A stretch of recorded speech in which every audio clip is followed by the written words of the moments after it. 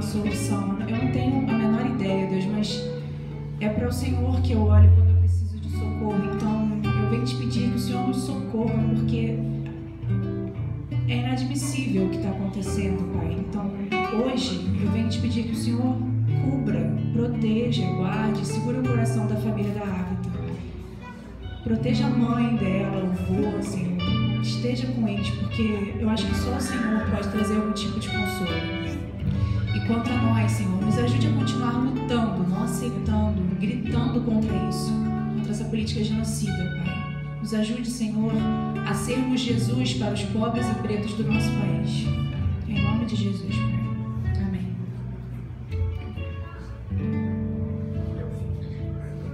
A gente está com uma música nova, Raquelzinha, que se chama Até Depois do Fim, e essa é do Paulo Nazaré.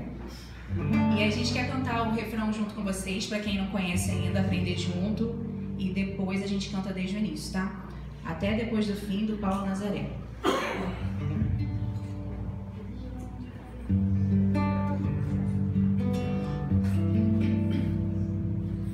Por onde for, levo comigo minhas canções.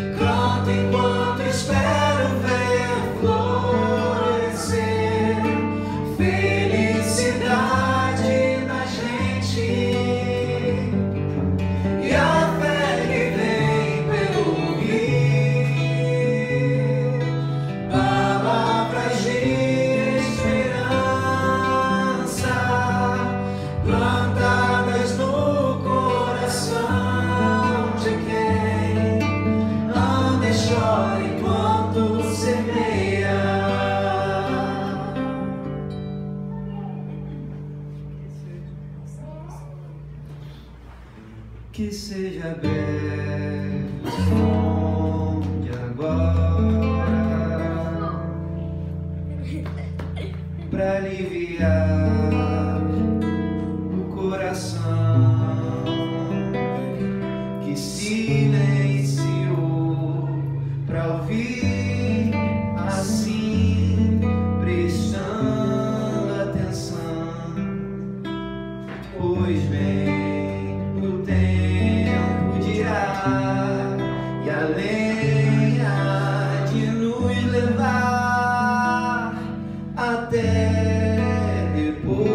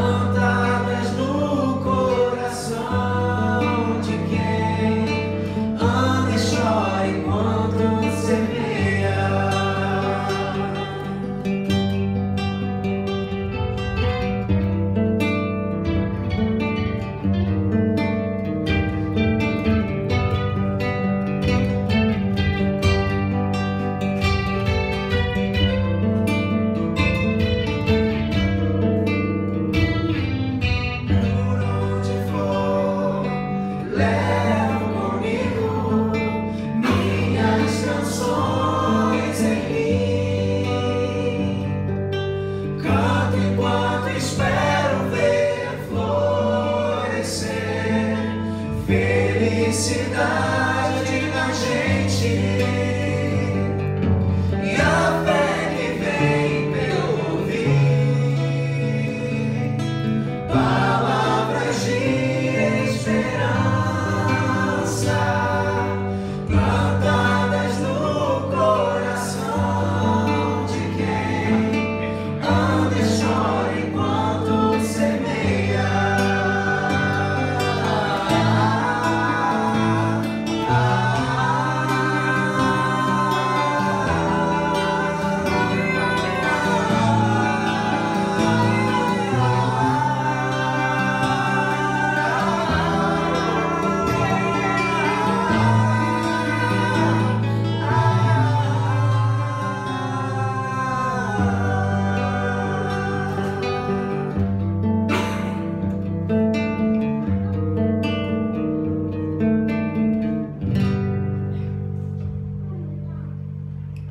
Pode sentar, galera.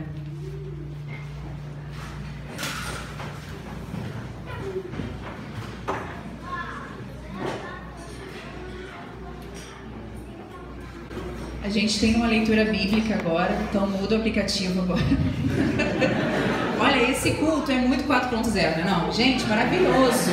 Lá no meu trabalho falam muito sobre educação, sabe? E aí tudo que os professores falam pra gente, assim, a gente precisa usar o celular dentro da sala de aula. Não pode brigar com o adolescente, olha lá, professora. Não pode brigar com o adolescente, a gente tem que usar o celular então, pastores. A gente precisa utilizar o celular dentro do culto, gente. Ó, abre aí no seu Google, no seu aplicativo, se você for mais crente.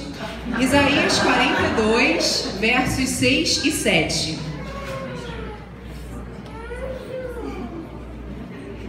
E é engraçado, né? Porque quando vocês estão abrindo, a gente não ouve mais aquele barulhinho das páginas, né? Maneiro, né? Mudou um pouco. Vamos lá então? Vamos ler juntos? Para ficar bem confuso mesmo? Isaías 42, versos 6 e 7. O celular carregou? Então vamos lá? 1, 2, 3 e... Eu, Senhor, te chamei para o serviço da justiça. Tomei-te pela mão e te modelei. Vai dar não, né? Vou ler sozinha aqui. Peraí. Olha como é que está escrito na Bíblia do Gideão. Eu, Yahvé, te chamei para o serviço da justiça. Tomei-te pela mão e te modelei. Eu te constituí como aliança do povo, como luz das nações, a fim de abrireis os olhos dos cegos, a fim de soltares do cárcere os presos e da prisão os que habitam nas trevas.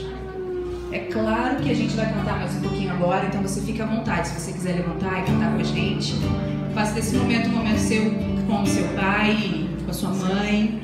Fique à vontade para fazer isso agora, viu? A gente vai cantar Descanso. Jorge Camargo.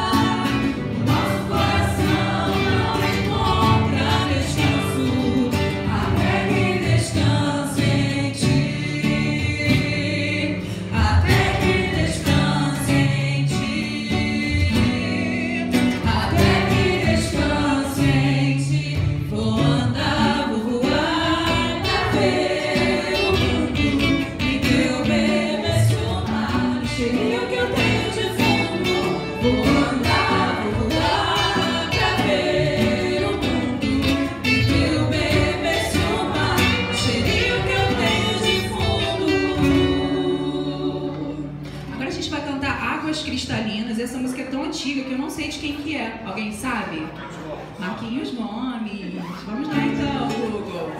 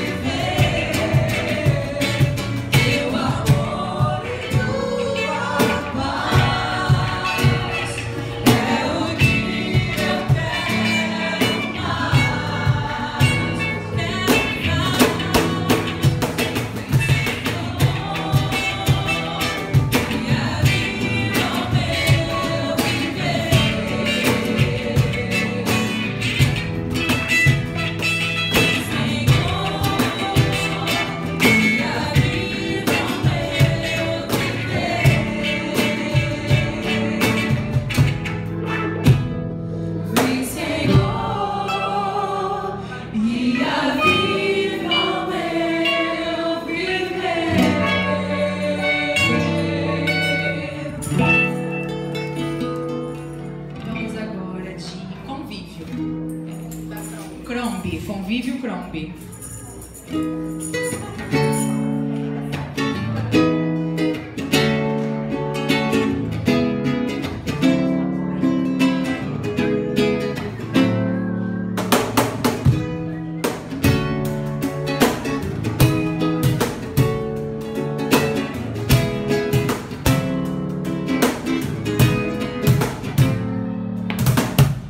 Eu me conheço mais, olhando pra você.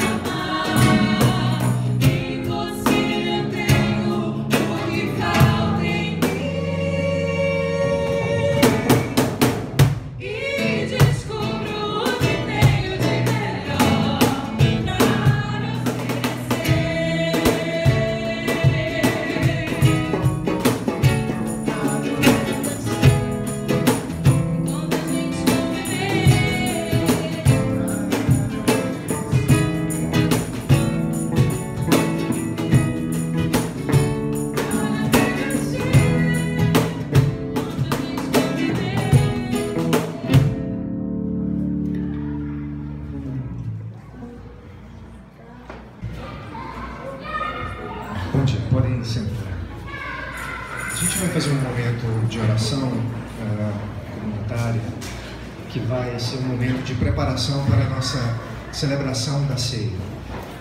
E é um momento para você se colocar diante de Deus, colocar seus pedidos, suas necessidades, aquilo que te move e aquilo que te afasta também da comunhão com Deus. E a gente tem a oportunidade de fazer isso coletivamente, juntos.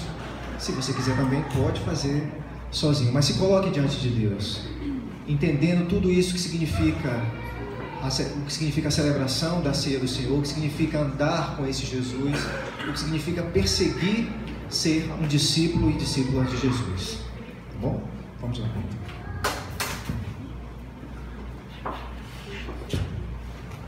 Agradecemos pelo teu amor, pelas tuas compaixões, pelas tuas misericórdias. Quero te pedir por esta igreja, para que a cada dia possamos entender o que é ser teu discípulo, entender aquilo que alegra o teu coração. Nos ajuda a perceber as nossas falhas, as nossas contradições e aquilo que nos distancia e nos afasta do teu amor. É isso que eu te peço e te agradeço em nome de Jesus. Amém.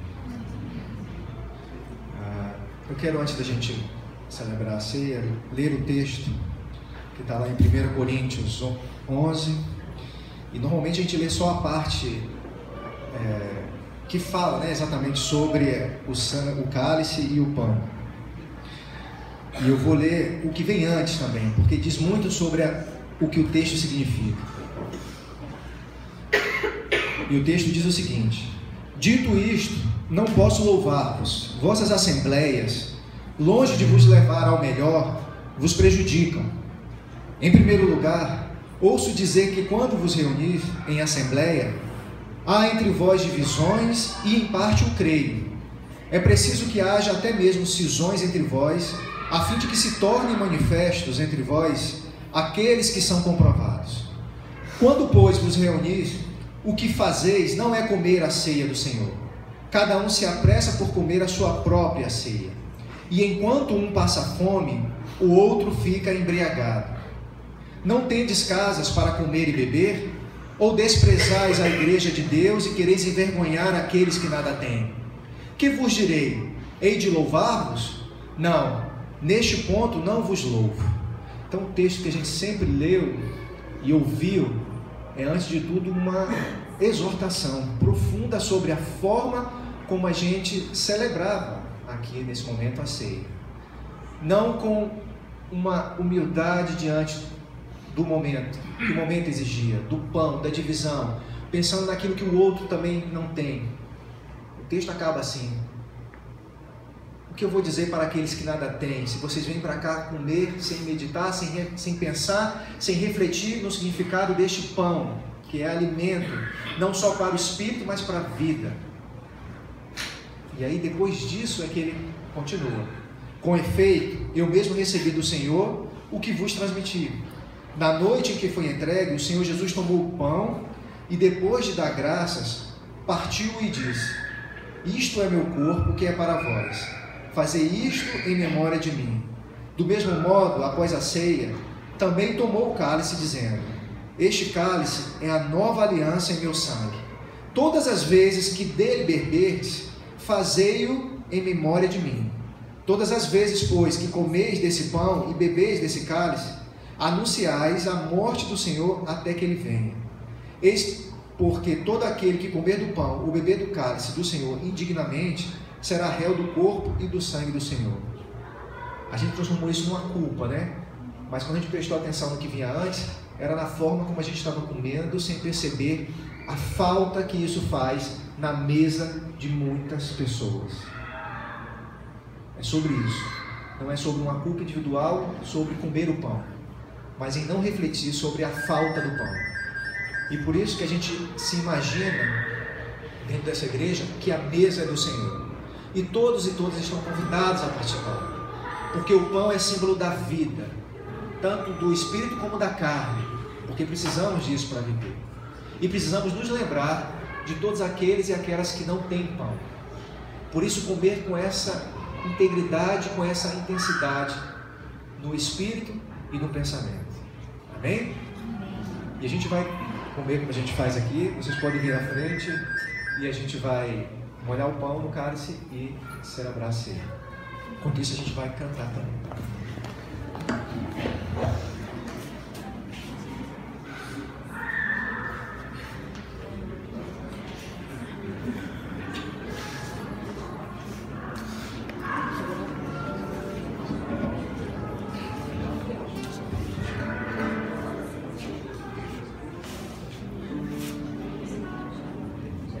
A gente vai começar cantando Acordo. Acordo é do Estênio Márcios.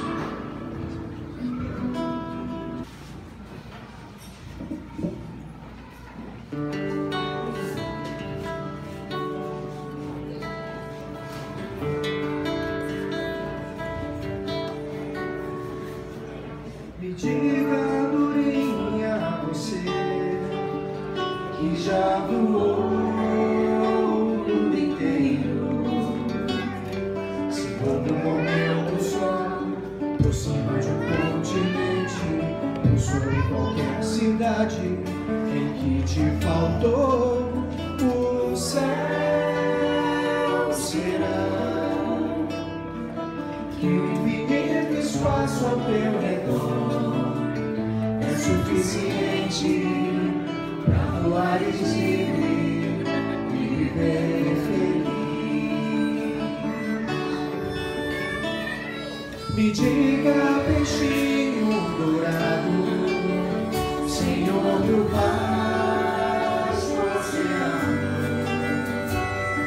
que brinca nas profundezas, seu som de velhos navios, mergulha nas profundezas, sem nunca chegar ao fim. Será que os 7 mares que são teus tem bastante água para nadares livre e viver feliz? Puxa a cadeira, minha alma, que eu quero te perguntar.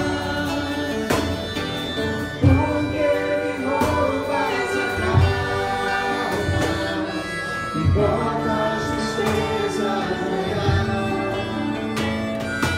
Vamos entrar no amor, vida tranquila viver. Lembra daquilo que o mestre falou, a minha graça te basta.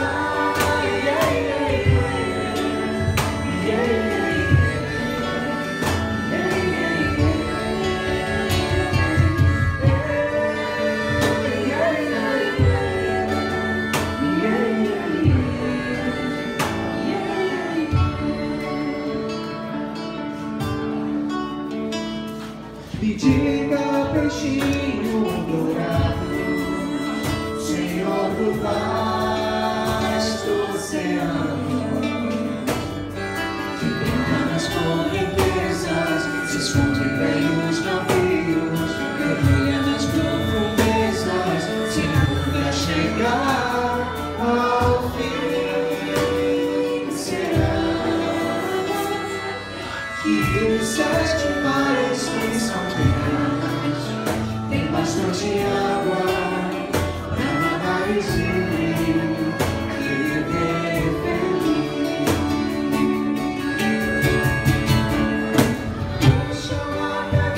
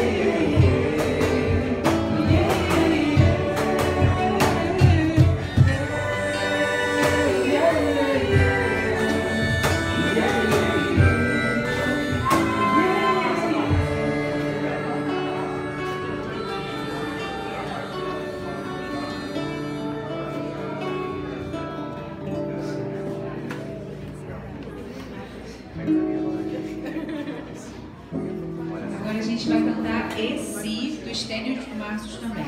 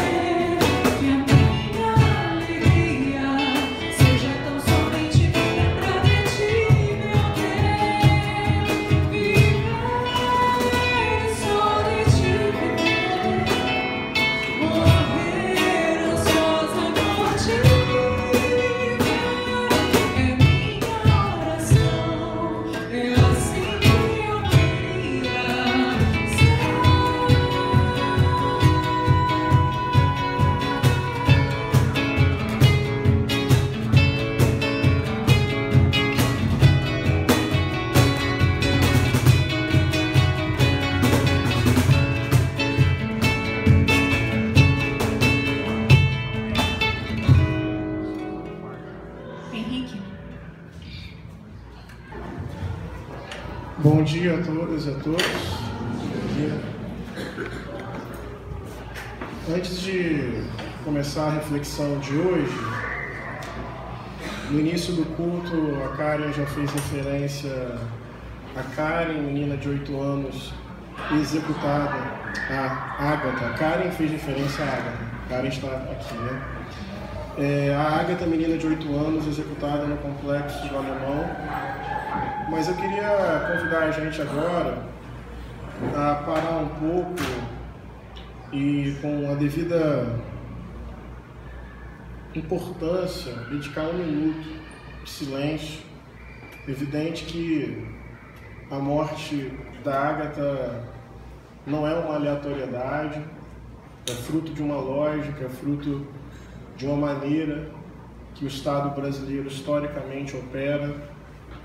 A gente compreende que esse genocídio não é o sistema dando errado, é o sistema.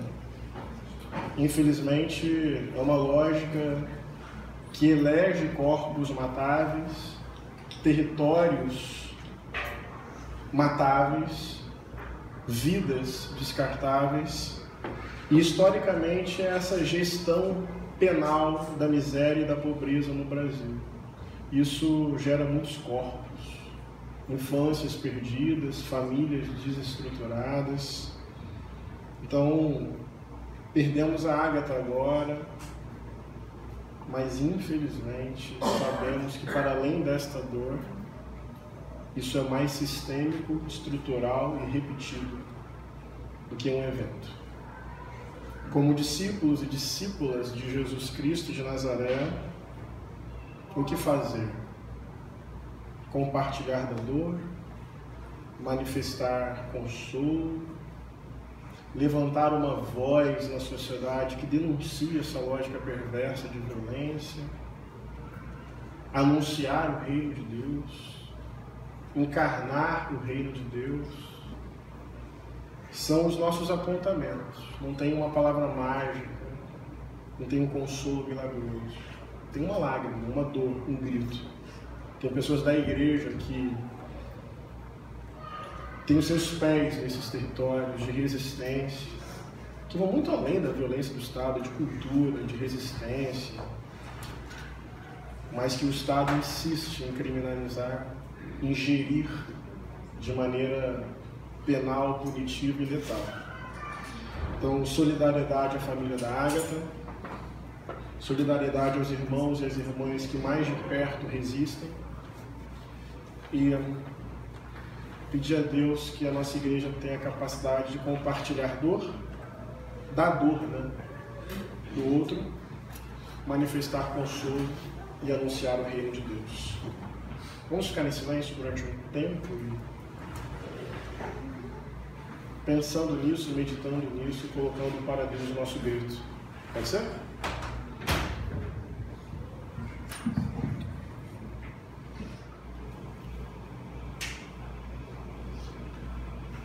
O Espírito do Senhor está presente para consolar. É Deus com a gente exalando vida, forças para caminhar. O Espírito do Senhor está presente para consolar. É Deus com a gente exalando vida, forças para caminhar. E Ele nos ungiu para pregar libertação e quebrar cadeias para restaurar os corações e anunciar o ano aceitável do Senhor, a fim de que se chamem, a fim de que se chamem, a fim de que se chamem Carvalho de Justiça. Deus, nós queremos neste momento pedir o Teu consolo e o Teu alento para a família da Ágata. Sinceramente, esse é o tipo de situação que rouba a nossa voz, que cala o nosso peito, que nos faz protestar contra tanta coisa. E eu vou ser sincero contigo, Deus, na liberdade que o Teu amor nos oferece. É difícil te entender também. Mas Deus, cremos porque cremos e não conseguimos deixar de crer que Tu és amor.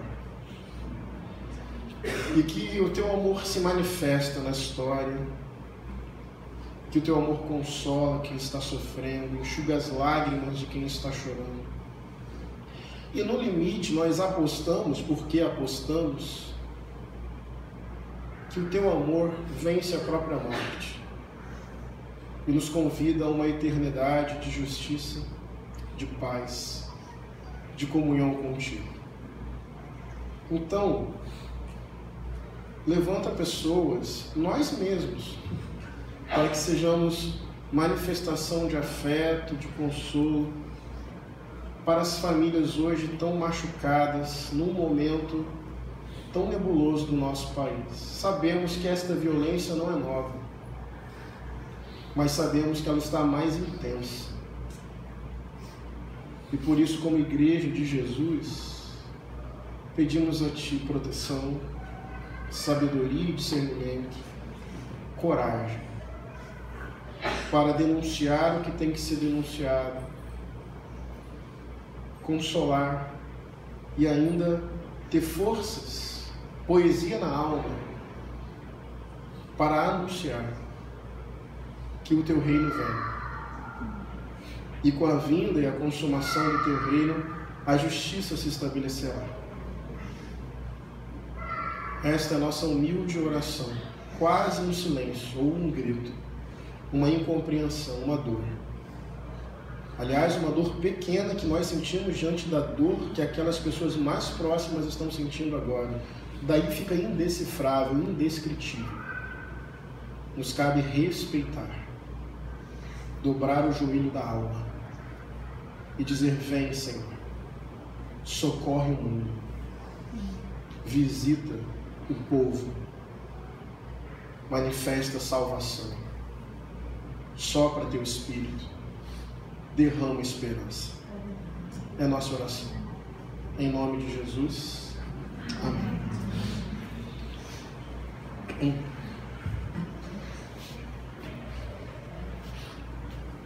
Quero convidar a gente a refletir sobre o 8º mandamento do decálogo judaico-cristão, dos 10 mandamentos.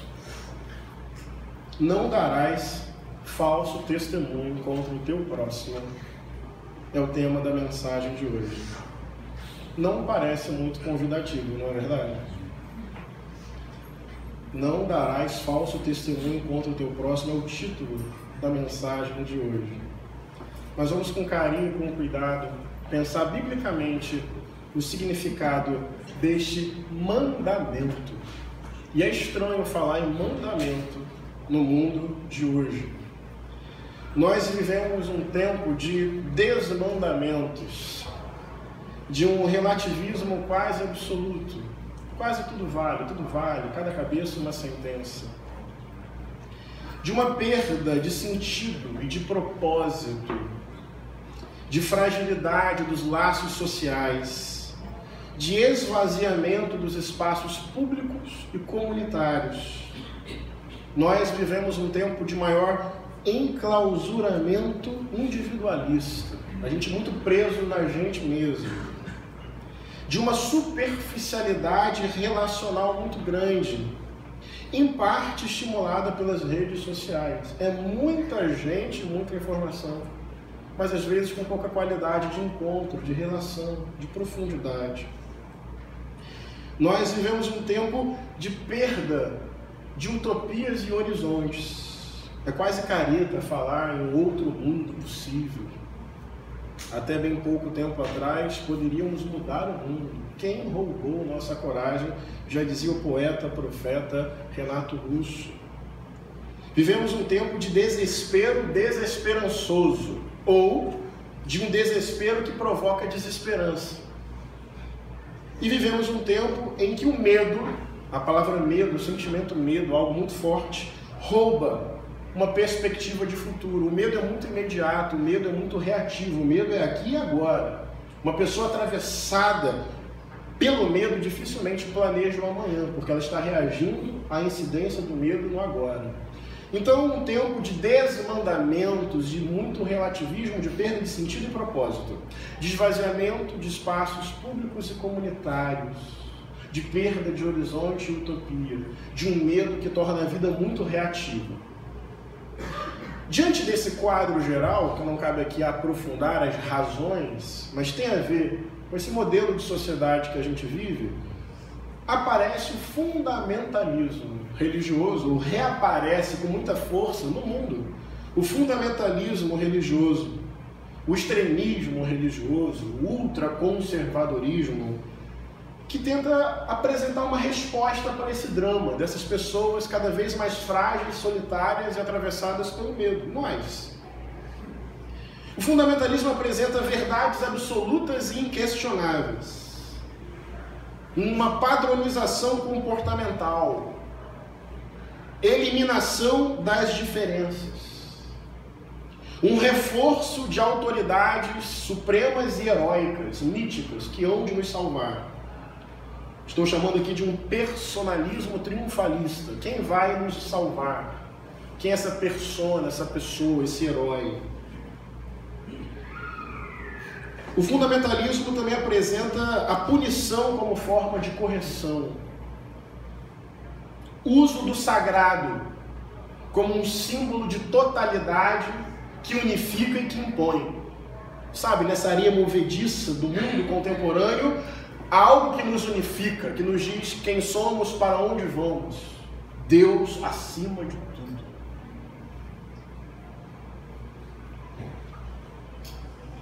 Enfim, para concluir essa parte inicial, para problemas complexos, o fundamentalismo apresenta respostas fáceis, sempre erradas, necessariamente erradas.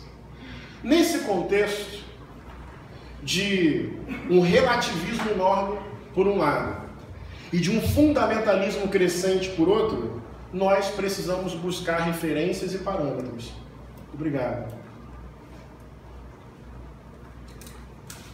Eu fiquei correndo com a Maria durante os louvores, e agora eu estou com dor de cabeça, zonzo, tonto, ânsia de vômito e vontade de desmaiar.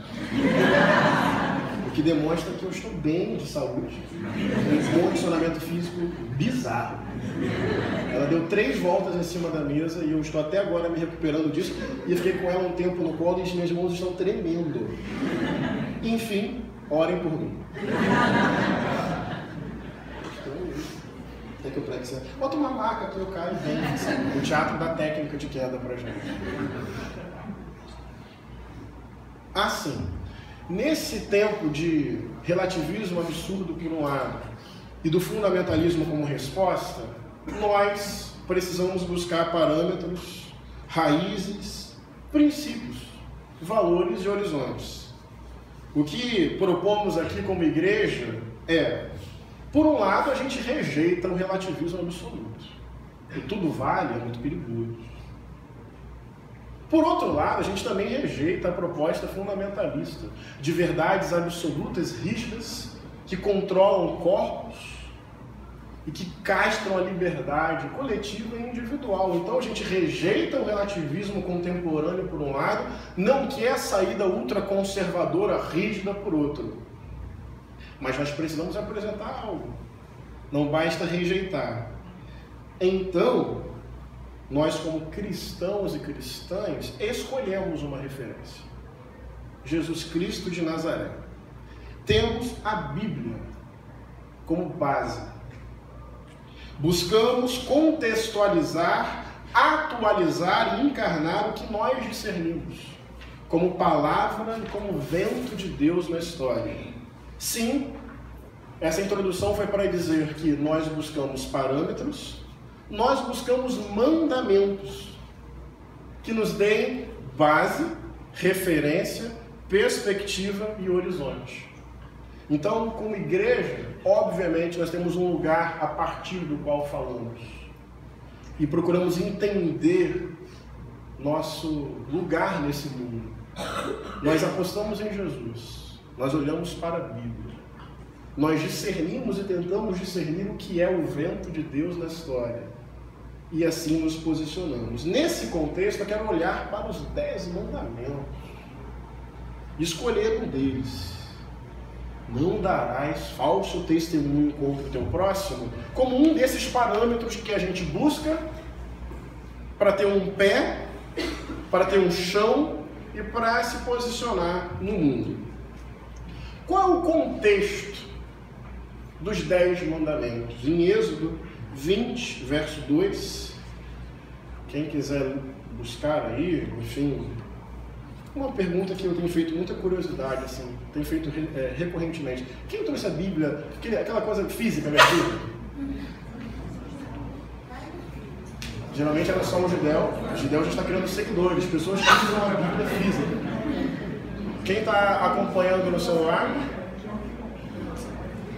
Quem está atualizando o Instagram e mentiu nessa...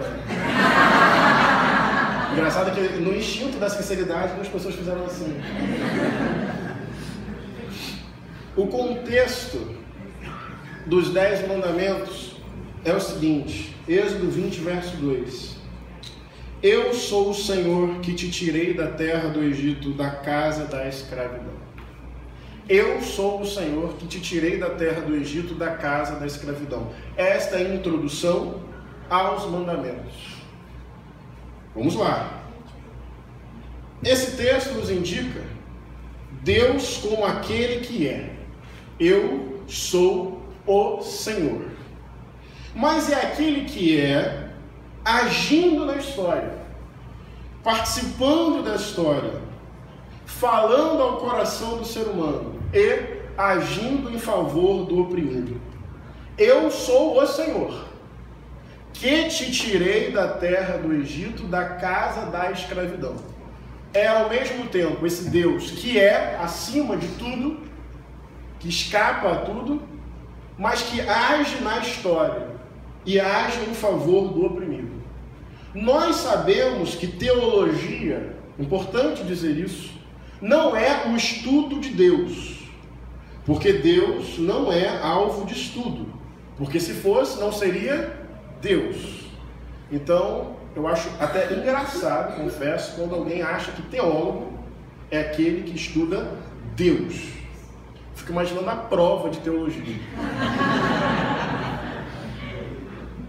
Então, isso é simples, mas é importante dizer, viu? Nós não estudamos Deus.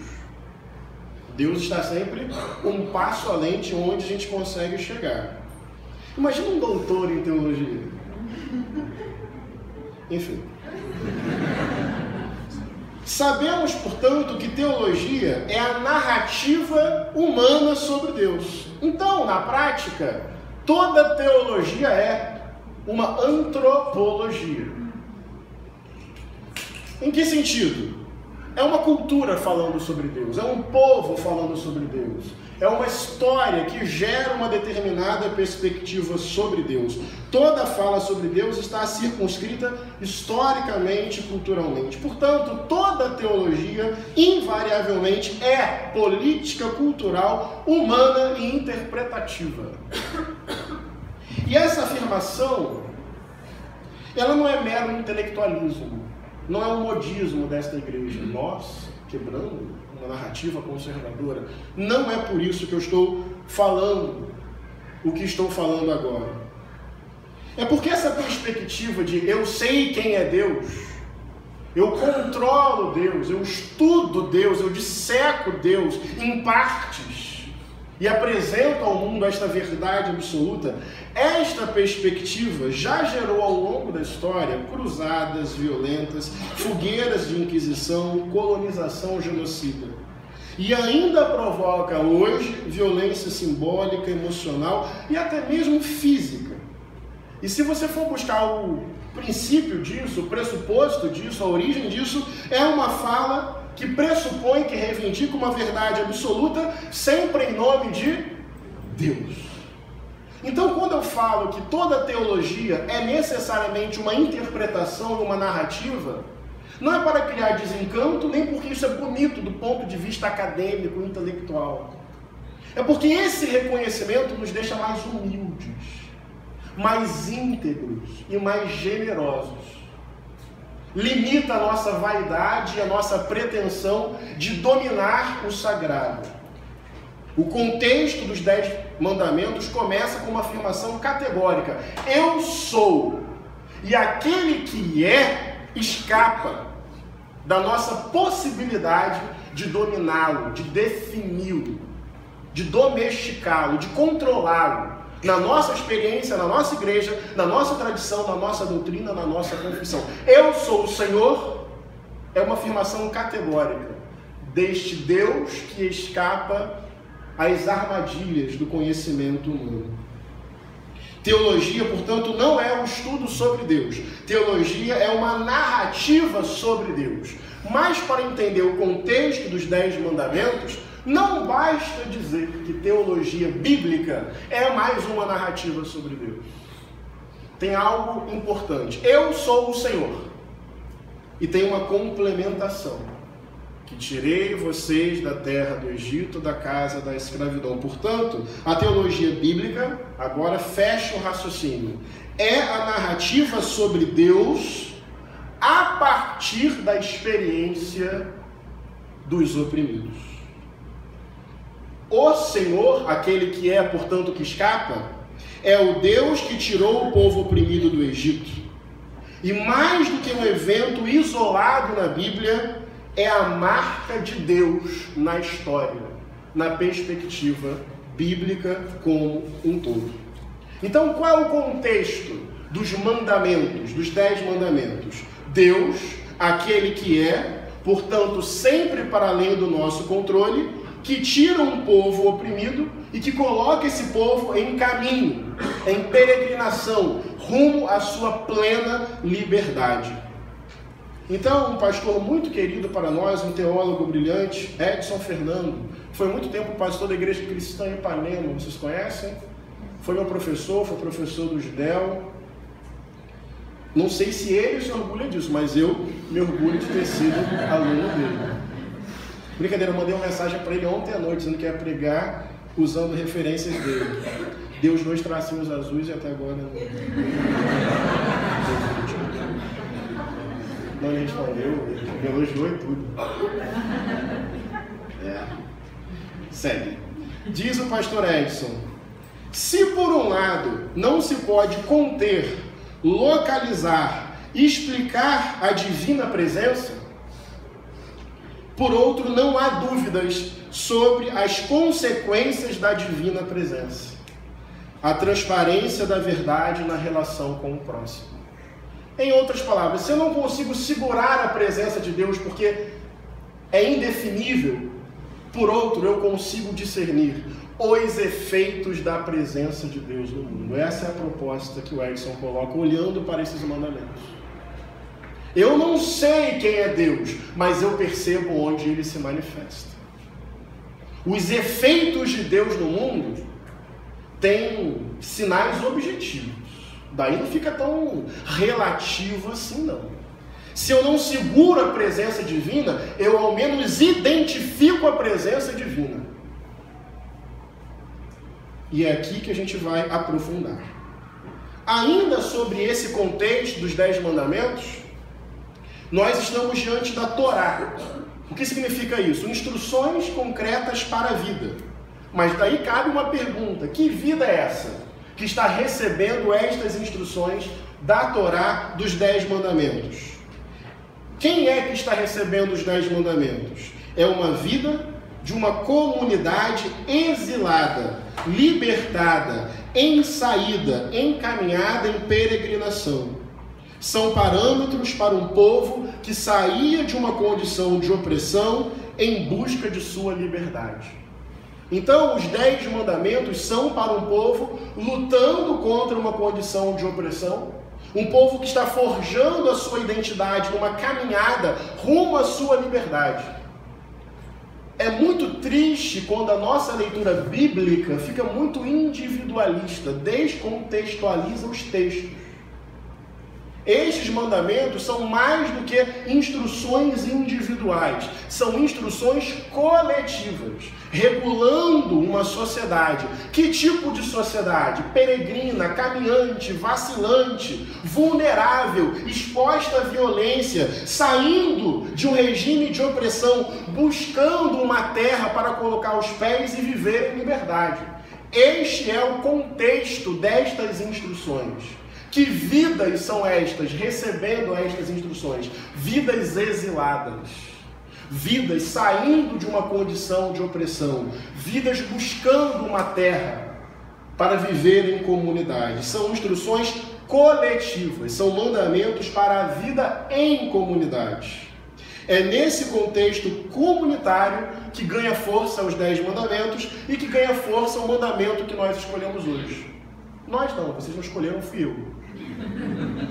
Não dirás falso testemunho contra o teu próximo. Agora a parte B da mensagem que vai destrinchar esse texto. Como esse mandamento ganhava força naquela vida comunitária de um povo em saída, de um povo rasgando com a opressão e querendo produzir a sua liberdade. Tipo assim, havia uma disputa legal, um conflito. Daí, esse conflito se dava na frente dos vizinhos, da comunidade. Cabia aos vizinhos ouvir o conflito entre essas duas partes, emitir uma opinião e uma sentença. Assim era a regulação daquela vida comunitária. Então, Guilherme e eu brigamos. A nossa questão vai ser colocada diante de uma dimensão comunitária.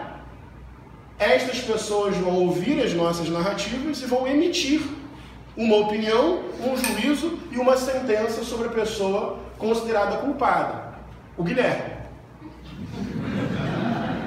Então, o testemunho falso, entenda esse contexto, o testemunho falso viciava todo esse processo, quebrava toda essa lógica de uma disputa, de um conflito, que precisava ser interpretado comunitariamente, para que comunitariamente uma sentença fosse emitida. Com o passar do tempo, se você ler bem o Antigo Testamento, você vai perceber que essa dinâmica tribal e comunitária foi substituída pelo quê? Por uma monarquia. Um processo que era mais horizontal e comunitário foi ficando mais centralizado. Na dinâmica da própria Bíblia, contra a vontade de Deus. Não era desejo de Deus a existência do Estado. Os anarquistas agora disseram, glória a Deus. Eu preciso fazer várias mediações com essa frase. Aí, pregar é muito difícil. Porque você fala coisas, enquanto você fala, você tem medo do que você está falando. E como é igreja, é meio que em nome de Deus. Daí você começa se defendendo, dizendo que não é em nome de Deus. É em nome da sua perspectiva sobre Deus. Mas às vezes não muda nada na cabeça das pessoas. E quando você está com dor de cabeça porque ficou gastando oxigênio demasiadamente com a filha, fica tudo muito estranho. E é engraçado como é que essa sala está meio que flutuando, né, galera? Não é, galera? Tá flutuando, não tá? Não tá uma coisa meio... Não? Deixa o médico aí quando acabar a mensagem. Então, tudo isso para dizer o seguinte: o testemunho falso era uma ofensa contra a pessoa falsamente acusada, era uma ofensa contra os vizinhos que deviam emitir um entendimento e uma sentença, e era uma ofensa contra toda a comunidade. Então, não dá falso testemunho contra o seu próximo. Não ofenda o próximo, não ofenda o processo de juízo sobre um conflito, não quebre a dinâmica comunitária que busca justiça nas relações humanas. Diz aqui o Edson Fernando mais uma vez: dentre outras coisas, nós aprendemos que o bem-estar das pessoas, no contexto dos 10 mandamentos, não dependia somente de Deus, mas que dependia da vida e da conduta dos membros da comunidade. No contexto, Deus salva pelas mãos e pela vida dos irmãos. Em outras palavras, Deus agiu libertando aquele povo. Aquele povo se coloca em caminho. Todo caminho coletivo tem conflito, tem problema, tem disputa, tem discordância, tem divergência. O que suprime isso é autoritarismo e totalitarismo. Certo? Dentro dessa disputa, o que os mandamentos indicam? Qual é a ideia que esse Deus está passando? Mais ou menos assim, interpretando aqui o Edson. eu não vou resolver tudo. Não adianta a cada conflito, a cada problema, a cada disputa levantar as mãos e orar. Existem instruções para que vocês se responsabilizem por relações justas, relações generosas, relações solidárias. Ou seja, a vida humana não é o tempo inteiro regulada por uma vontade específica e objetiva de Deus, que você vai a Ele e pede resposta o tempo inteiro. Deus, com os mandamentos, dentro dessa lógica, está dizendo o seguinte: olha, eu salvo através da ação de vocês. Ações que devem ser justas, corretas, generosas, solidárias, visando o próximo, o bem comum, o órfão, a viúva, o estrangeiro, cuidado com a terra. De qualquer forma, a perspectiva do Êxodo e dos mandamentos é: Deus, aquele que dá instruções para a vida comunitária. Estas instruções são interpretadas e vivenciadas pelo povo, pelas ações individuais e coletivas do povo. Mas vamos aprofundar um pouquinho mais e chegar na minha parte preferida dessa reflexão. De acordo com essa tradição judaica, para a gente pegar um pouquinho melhor o que é não dar falso testemunho contra o seu próximo, de acordo com a tradição judaica, Deus impôs a si uma limitação no ato de criar o mundo. Eu vou repetir, porque isso parece que não tem nada a ver com o 8º mandamento. Mas eu vou tentar mostrar humildemente que tem tudo a ver com o 8º mandamento. Dentro de uma certa tradição judaica, no ato da criação, Deus impôs a si um limite. Vamos criar uma cena, mais ou menos assim, né? Deus inspira.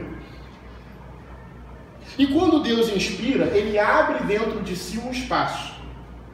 E nesse espaço que Deus abre dentro de si, nesse esvaziamento que Deus cria dentro de si, Ele dá espaço para que alguma coisa diferente dele possa existir. Tá, não ficou nada compreensível. Deus é tudo, porque Deus é Deus. Para Deus criar alguma coisa que não seja Ele, porque Ele é tudo. E se Ele for tudo o tempo inteiro, nada diferente dele pode existir, porque Ele é tudo.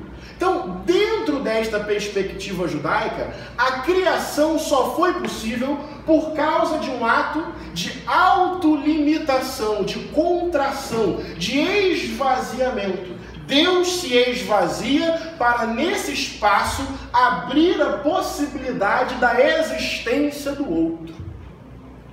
Então, a criação não é exatamente um ato de poder.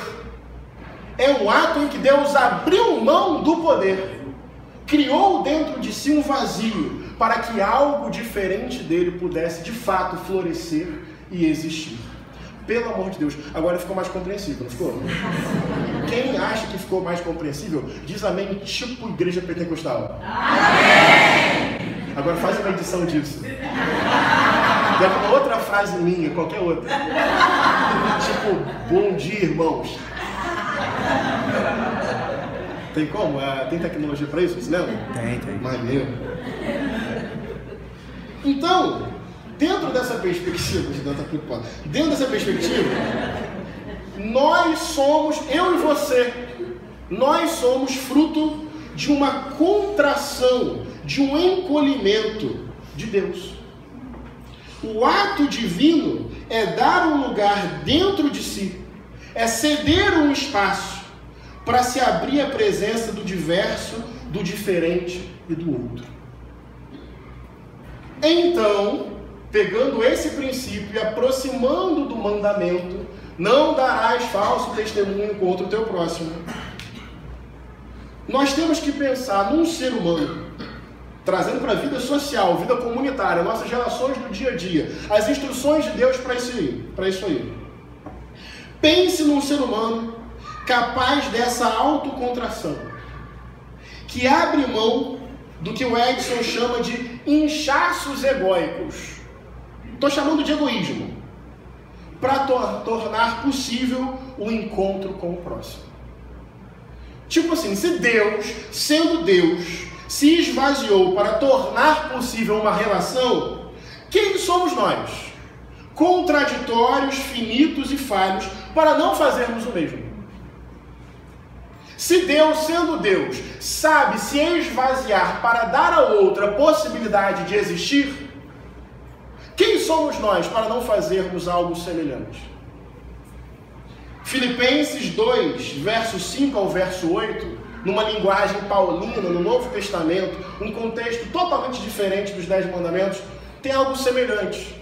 Quando Paulo diz: de sorte que haja em vocês o mesmo sentimento que houve em Cristo Jesus, que sendo Deus, não teve por usurpação ser igual a Deus, mas esvaziou-se a si mesmo, tomando a forma de servo, fazendo-se semelhante aos homens. E achado nessa forma humana, humilhou-se a si mesmo, sendo obediente até a morte e a morte de cruz.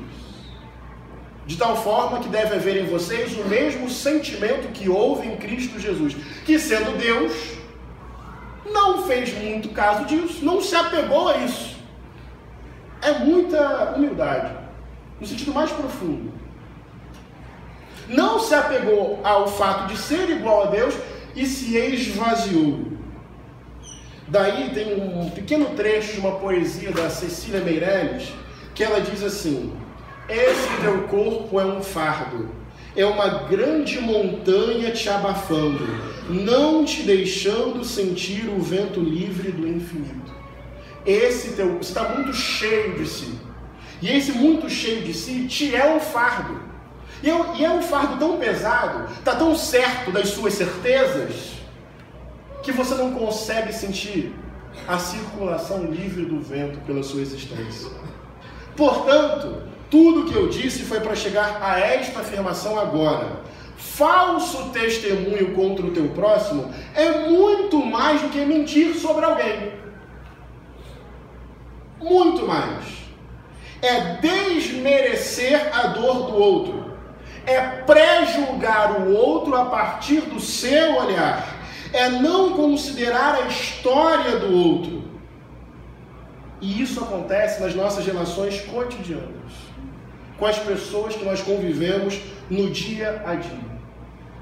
Na verdade, dar testemunho falso contra o teu próximo é apresentar sobre o próximo uma narrativa fechada, que você nunca mais dá ao seu próximo o direito de existir com autonomia e liberdade, porque ele vai ser sempre a reprodução do testemunho que você já deu sobre ele. Você está tão cheio da sua certeza sobre o próximo, que o próximo já não existe de verdade. Ele é a imagem projetada pela sua certeza. E de tanta certeza você vai ficando tão fechado, tão fechado, tão fechado, que na poesia de Cecília Meirelles você fica se abafando, fica pesado e já não percebe mais a boa e leve e livre circulação do vento.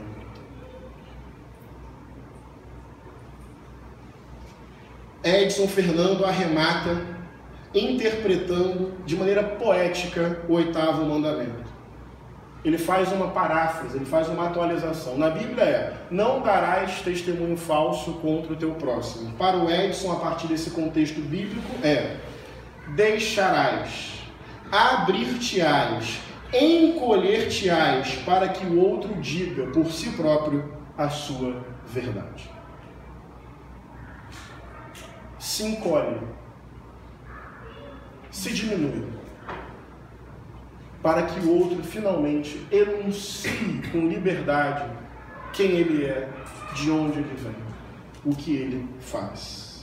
Chega de falar tanto do outro, chega de tantas informações sobre o outro, chega de tanta certeza sobre o outro, chega de tanta lupa sobre os erros do outro. Se abra, se encolha, deixa que o outro enuncie a sua própria palavra, tenha a sua própria voz, o direito da sua própria existência. Sempre que a gente fecha muito o outro na nossa certeza sobre ele, estamos dando um testemunho falso contra ele e não dando mais a ele a possibilidade de ser plural, diverso e contraditório, como na prática todos nós somos.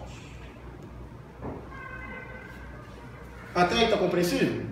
Sim. Tá acabando. O meu ar. A mensagem. Não, tá acabando essa. As pessoas ficam preocupadas porque são muitas páginas. Maganha sempre imprime para mim. Mas eu tenho uma visão subnormal, então a letra é grande. Eu já cheguei em vários lugares e as pessoas tinham acesso assim, de longe aos meus bolsos e ficavam muito preocupadas, achando que ia pregar durante horas. Geralmente dá 40 minutos, no máximo 3 horas.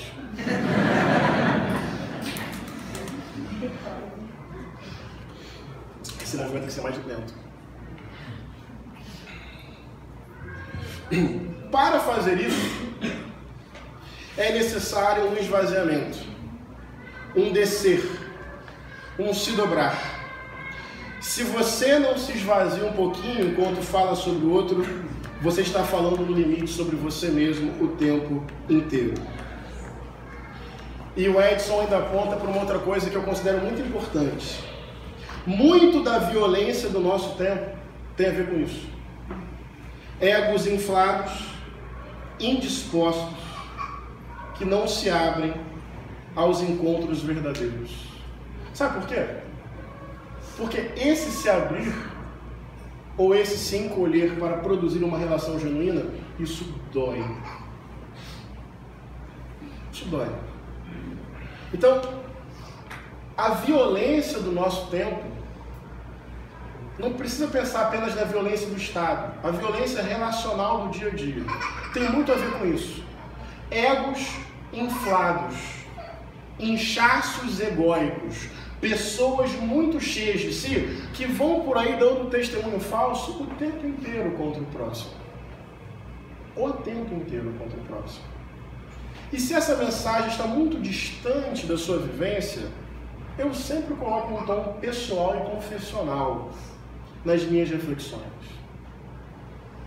Enquanto eu estudava esse texto bíblico, refletia sobre isso, aprofundava a noção de dar testemunho falso, qual foi a minha reflexão? Vou compartilhar parcialmente com vocês por uma questão de privacidade. Certas coisas eu vou confessar somente para Deus. Mas eu sempre fui muito da fala, Guilherme. Eu falo bastante. E pensando na minha relação em casa, pensando na minha relação com os meus amigos, eu fiz a seguinte reflexão. Pega a minha característica de alguém que fala muito. Com um certo histórico que eu tenho de exercer lideranças na igreja, na escola, eu era sempre o amiguinho que organizava o grupo do trabalho no ensino médio. Eu era muito estudioso. Era mesmo. Se você pega uma característica assim de fala muito, com uma certa liderança, a chance de eu ser um cara chato. Mas é verdade, que não ouve de verdade, que tem que ser o centro de tudo, é muito grande. Deus, eu confesso que eu não gostei de ver alguns amigos fazendo assim. Isso trouxe uma certa instabilidade para terminar a mensagem. Não precisava, de certa coisa a gente guarda mesmo, guarda. Mas eu não sei se eu me fiz entender. É muito fácil você querer ser sempre o protagonista de tudo. E aí, a existência de quem está do seu lado fica sempre coadjuvante diante da sua agenda, dos seus afazeres, do seu dia a dia. Você é a pessoa. Entende? Aí fica um falatório excessivo, uma escutatória rasa, que não deixa que as pessoas sejam em liberdade ao lado. Eu fiquei pensando sobre isso. O quanto eu escuto, o quanto eu aprecio outros protagonismos, o quanto na minha relação diária eu faço um esvaziamento de mim para que o outro cresça. Não foi isso que Deus fez? Então assim, eu não queria que essa mensagem ficasse muito etérea, não. Quantas pessoas ficam diminuídas diante do seu grande tamanho? E eu não estou falando de autodepreciação, não. Estou falando de você tirar o excesso de si para abrir uma escuta verdadeira sobre o mínimo do outro. Senão o outro vai ser sempre menor. Porque é isso, é a poesia da Cecília Meirelles. Esse teu corpo gigante vai abafando os outros, vai abafando você. Então, peço que Deus nos dê a devida instrução sobre o significado disso para a nossa vida, no nosso cotidiano. O Edson arremata, e aqui eu estou terminando, dizendo o seguinte: essa dor do encontro, essa dor do encolhimento, é justamente a dor que essa mesmice egóica não quer. Daí a violência, a morte do outro, o seu apagamento, o seu desaparecimento, o seu anestesiamento. Daí não amar, nem se deixar amar. Porque acreditem, as duas coisas dão trabalho e provocam dor. Amar e se deixar amar. É se abrir de um jeito que necessariamente revela certa exposição. Isso às vezes dói. Daí é mais fácil egos inflados e autoprotegidos, com verdades prontas sobre tudo e sobre todos. Só que isso gera violência. Mas, para concluir a mensagem, eu preciso fazer um acréscimo. Enquanto eu lia sobre isso e refletia sobre isso, eu pensava das minhas relações cotidianas, mas eu pensava sobre coisas assim do nosso tempo. E daí eu quero concluir falando sobre o falso testemunho histórico, sistêmico e colonizador. Henrique, o que é o falso testemunho histórico, sistêmico e colonizador? Quem proferiu esse testemunho falso? Minha resposta, ou meu compartilhamento de perspectiva com vocês. Quem proferiu esse testemunho falso? O pensamento ocidental, europeu, patriarcal e branco. Nós temos um testemunho falso institucionalizado, histórico, estrutural e sistêmico. Quem proferiu esse testemunho falso? A visão de mundo europeia, ocidental, patriarcal e branca. Branca não só na epiderme, na pele, mas na visão de mundo. E esse testemunho falso que vem desse lugar foi emitido sobre quem? Os negros, os latino-americanos, as mulheres, os indígenas. Não é essa a história do Ocidente? Em parte? Uma grande narrativa, Guilherme, que se pretende única, verdadeira, a mais evoluída, universal e natural.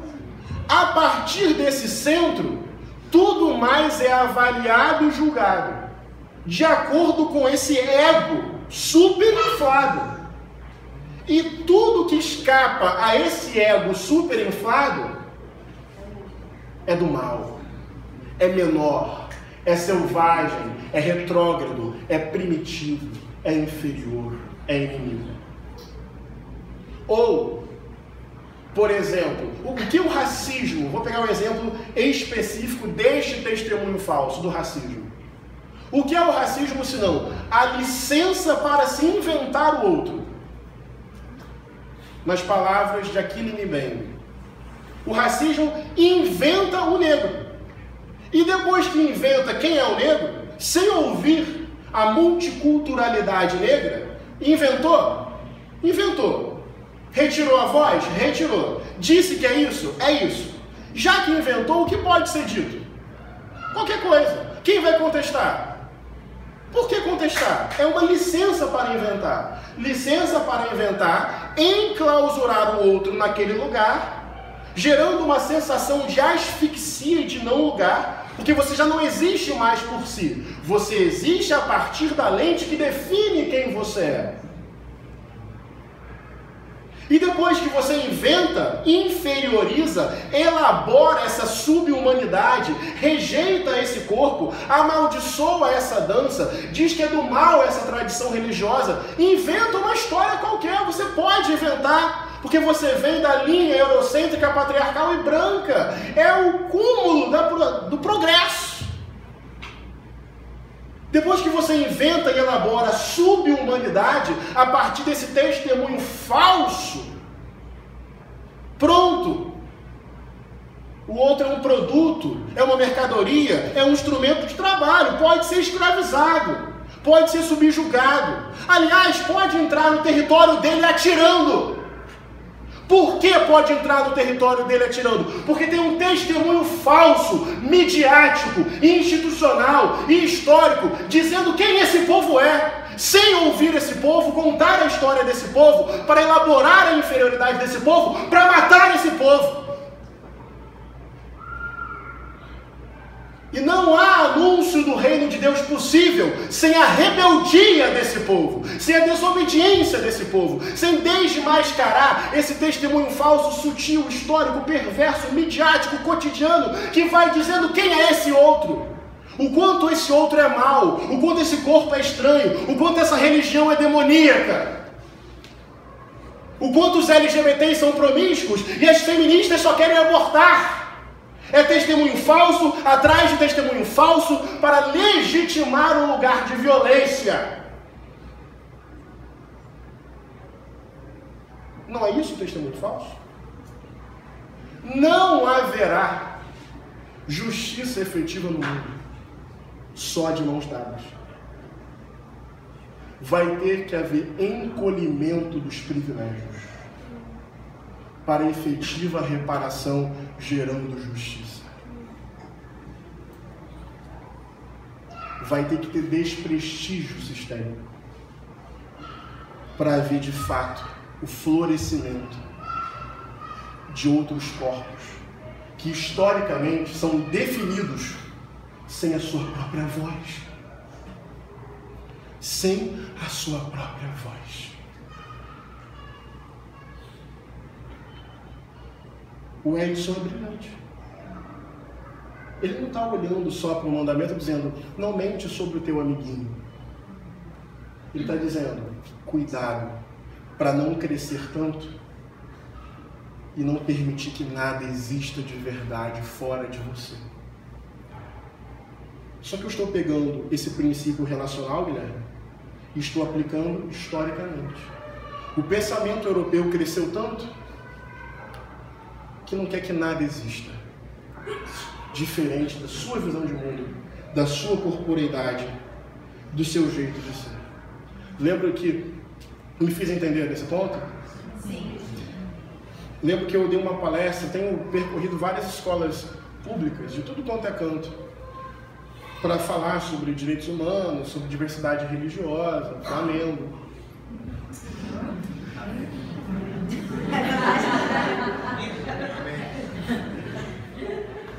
Desculpa. Mas isso também veio, né, para provocar. Aí tem um pouquinho de resposta, se você autoriza. Daí eu perguntei, cara, de quem eles tinham medo em termos religiosos. O que os estudantes disseram que eles tinham medo? Da Umbanda e do Candomblé. 8º, 9º ano. Sei lá, novinhos. Daí eu perguntei, Gui, mas quem disse isso para vocês? Um ou outro disse pai, mãe, tio, pastor. A maioria não disse nada. Vocês entenderam? Crianças. Veja bem, não que crianças não tenham sabedoria ou conhecimento, mas entenda o que eu quero dizer. Crianças já sabem o que é o bando e o candomblé. Mas qual foi a pesquisa? Quem te contou? Visitou um terreiro? Tem algum amiguinho que é de lá? Não. Professor, a gente sabe. Lembrei de uma resposta que foi muito comum. Eles fazem trabalho contra a gente. Vocês estão entendendo? O testemunho falso, tão enraizado, que você não precisa nem saber de onde veio. Não precisa nem pontuar, não, foi semana passada que aconteceu. Não, tá aí, é uma verdade dita. Uma verdade dita, reproduzida, que eu tenho como algo que é isso mesmo. Deu para entender? Ou seja, Umbanda e Candomblé não existem mais por si só para essas crianças. Já está definido. Gerando medo e repulso. E aí você pode pegar 1000 exemplos sobre isso. Portanto, amigos e amigas, termino a mensagem de hoje convidando você a, primeiro, pensa na sua casa. Tem uma música que a gente canta aqui na Igreja do Caminho, que eu não lembro, mas tem uma parte... Não, se eu tivesse com uma boa oxigenação cerebral, eu lembraria. Mas a mensagem toda, os meus níveis estão lá. Ah, Raquel é médica! O que você está vendo aqui? Você percebe alguma coisa já... Tem vontade de me socorrer? Mas por frieza, que você não quer me socorrer, ou porque acha que eu estou bem? Por frieza. Tem uma parte que fala assim, deixa seu irmão bem perto, cuida do passarinho e também da flor, eles esperam pelo teu amor. Daí tem uma parte que eu nunca decorei, a gente canta isso há anos, mas tem, no final diz assim, deixa o teu irmão, essa imagem eu queria que você guardasse, deixa o seu irmão bem perto, livre, perto, porque tem carinho, tem generosidade, tem amor, tem comunhão, mas não possui. Generosidade não é dar o que você quer. Generosidade é dar o que o outro precisa. Senão a gente tem uma hospitalidade meio que ilusória. Seja bem-vindo, bem-vinda. A igreja de vocês, hein? A casa de vocês. Mas vai sendo do jeitinho que eu quero. Seja bem-vinda, mas seja do jeitinho que eu quero. Entendeu? A sutileza de deixar bem perto e tutelado, controlado, que aí o seu ego cresce e pronto, está dado testemunho falso contra o próximo. Por quê? Porque o próximo só existe de acordo com a sua régua. Agora, difícil mesmo é amar, cuidar, acolher e permitir que a liberdade do outro se desenvolva ao teu lado. Mesmo que isso afaste ele de você. Homens, especialmente nós, somos feitos para o domínio, né? Esse é o meu quebrantamento. Ser menos pode ser muito melhor. Ser pequenininho pode te abrir para tantas belezas existentes no outro. Ser coadjuvante pode te colocar num lugar tão bonito de admirar o protagonismo do próximo.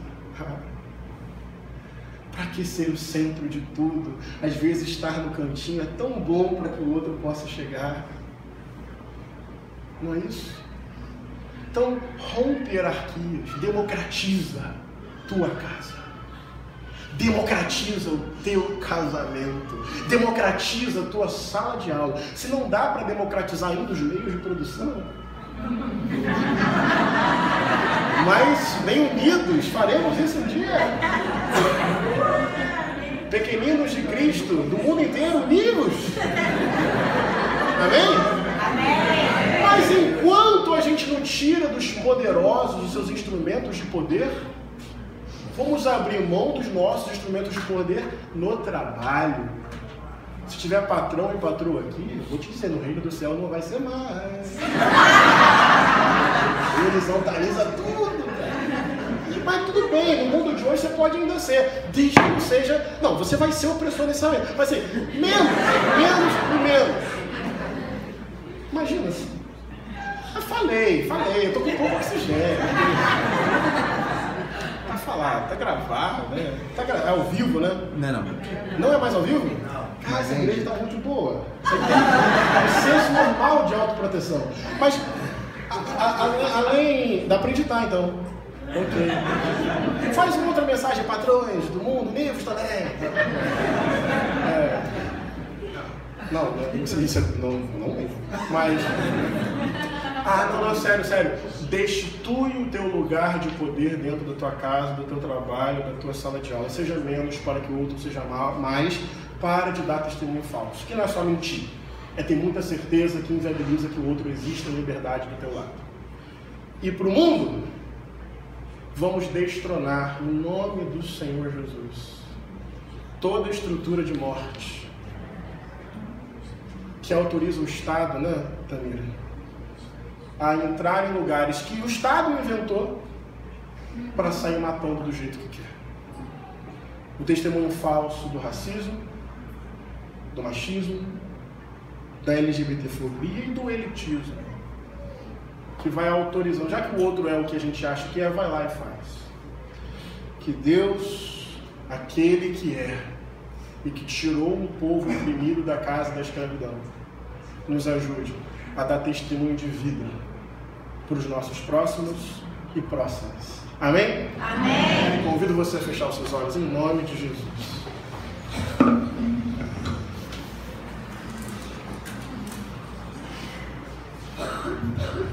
Eu vou chamar a negra para fazer esta oração. Tá?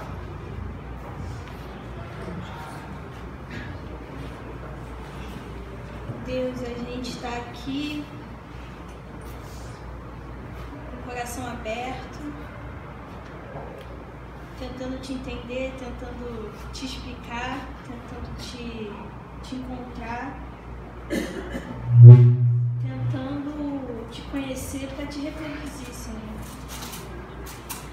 Para que tu sejas na nossa cidade, no nosso país, presente a partir de nós. Muito obrigado porque o Senhor tem se revelado. Tem se revelado na lágrima, tem se revelado no sorriso, mas tem se revelado e a gente precisa disso.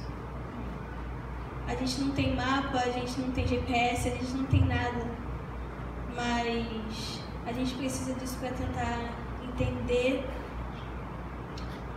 toda a complexidade, toda a dificuldade e para que a gente tenha esperança, que é o que a gente tem mais necessitado. Eu vim te pedir esperança. Eu vim te pedir esperança, vim te pedir socorro, vim te pedir disposição, a clareza, a sabedoria, gentileza, empatia. Vem te pedir a sabedoria de olhar para a gente, olhar para dentro, encontrar aquilo que a gente precisa para dar ao outro, do que o outro precisa, do que o outro necessita, do que o outro está pedindo. E que dentro dessa pequena parte de nós a gente consiga construir algo maior, algo melhor, algo que faça frutificar e que persista e que fale sobre o teu reino. Que ele venha, Pai, que ele venha, Mãe, que ele esteja entre nós agora e sempre. Amém.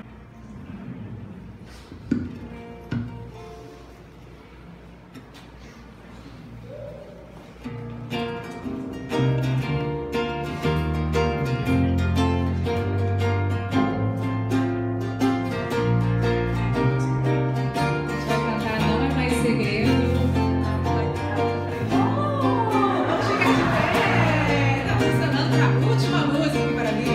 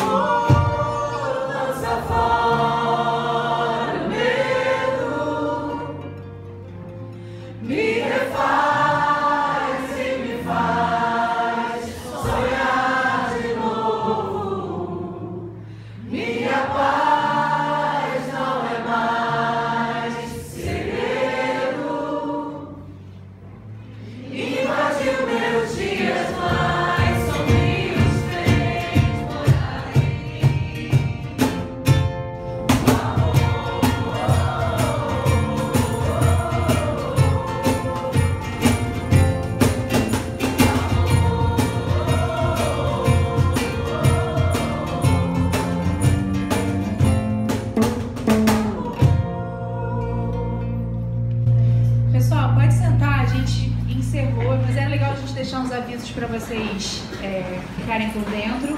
Na próxima semana, a gente tem um encontro dia 29, domingo que vem, 10 horas, lá no Instituto Caminhantes, tá? Então, 29 de setembro, Instituto Caminhantes. Ok? O Henrique pode voltar. Henrique, a gente chama? Fazer a oração final. Já deve ter ido lá ficar correndo de novo com a Maria. Então, o Guilherme, fazer a oração final. Bom dia, gente. Vamos orar para fechar o culto. Deus, Pai, Mãe de amor, a gente te agradece por te encontrar nessa manhã de domingo.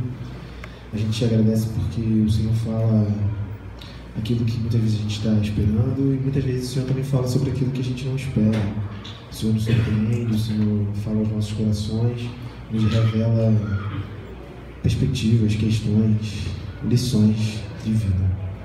Quero te agradecer por essa igreja, porque eu tenho muita fé e acredito muito de que nós somos testemunho, um pouquinho de testemunho de quem o Senhor é. E quero te pedir que a gente continue sendo, não só aqui aos domingos, mas durante a semana, durante nossas vidas, que possamos ser inspirados por esses encontros e caminhar mais próximo de Ti. É o que eu peço, eu agradeço, não que a gente mereça, mas pela Tua graça, pelo Teu amor, em nome de Jesus, amém. Bom domingo a todos e todas.